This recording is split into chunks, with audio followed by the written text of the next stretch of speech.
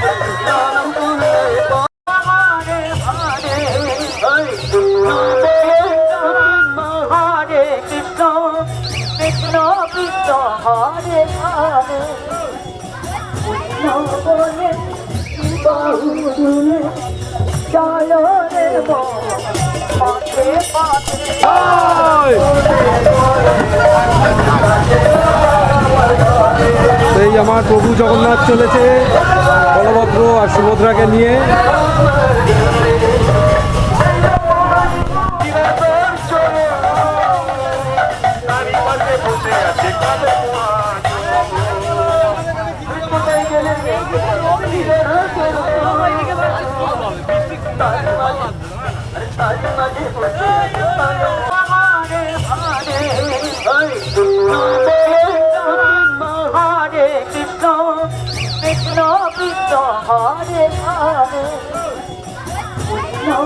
প্রভু জগন্নাথের কাছে শুধু একটাই প্রার্থনা, প্রভু জগন্নাথ যেন সবার মঙ্গল করে। তার রথের চাকার অগ্রগতির সাথে সাথে আমাদের জীবনের যেন সকল বাধা বিপদ কেটে যায় খুব সহজে।